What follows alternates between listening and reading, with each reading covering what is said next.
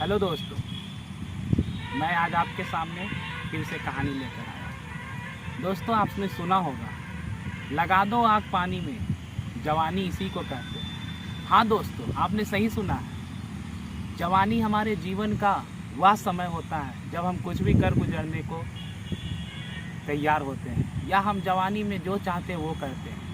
लेकिन समय का चक्र जब चलता है और ये जवानी ढलता है तो हमारे जीवन में एक पड़ाव आता है जिसे लोग बुढ़ापा कहते हैं। और बुढ़ापा हमारे जीवन का वो सत्य है जिसे हमें ना चाहते हुए भी स्वीकारना पड़ता है।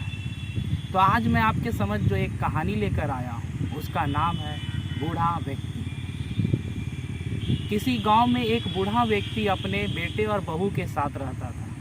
परिवार तो सुखी और संपन्न था, लेकिन जो बूढ़ा व्यक्ति था उसका उम्र ढल चुका, चेहरे पे झुर्रियाँ आ चुकी थी। वह किसी तरह से जी रहा था। उस परिवार में एक अच्छी आदत थी कि वहाँ पे लोग शाम में एक साथ खाना खाने बैठते थे। बेटा जो कि ऑफिस से एक दिन सवेरे आ गया और वह अपनी पत्नी के साथ बैठकर खाना खा रहा था। बूढ़ा व्यक्ति जब खाने के लिए अपने प्लेट को उठाता है तो उसका हाथ कांपने लगता और प्लेट जो है छूटकर गिर जाती। इतने में जो है उसकी बहू जो है उसे घृणा की दृष्टि से देखती है और कहती है, इनको तो खाने भी नहीं आता है। बूढ़ा व्यक्ति का हाथ कांप रहा था और उसका खाना कभी इस तरफ तो कभी उस तरफ गिर रहा था।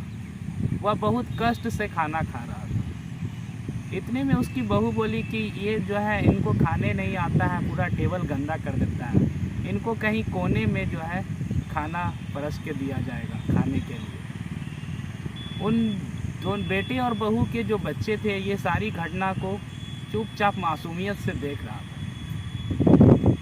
इतना बात सुनकर बूढ़े की आंख जो है आंसुओं से डबडबा उठी।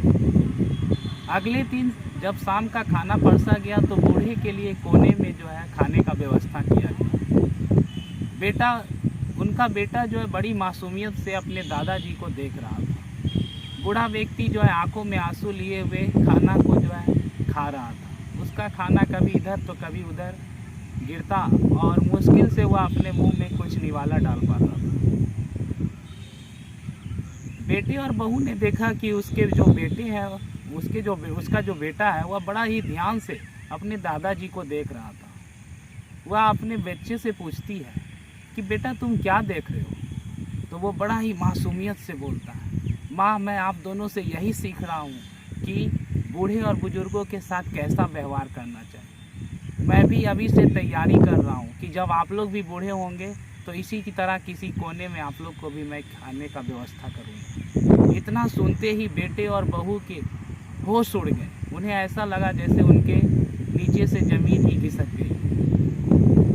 उनको अपनी गलती पे बहुत ही अफसोस हुआ। उस दिन से वे लोग बूढ़े का आदर सत्कार करते और कभी कभी बहू तो उनको खुद खाना खिला देते। दोस्तों, यह कहानी समाप्त हुई। आपको यह कहानी कैसा लगा? मैं यही कहना चाहूँगा कि हमें बूढ़े और बुजुर्गों का आदर करना चाहिए, उनका तिरस्कार नहीं करना चाहिए। अगर ये कहानी आपको अच्छी लगी तो हमारे चैनल को लाइक और सब्सक्राइब जरूर करें। धन्यवाद।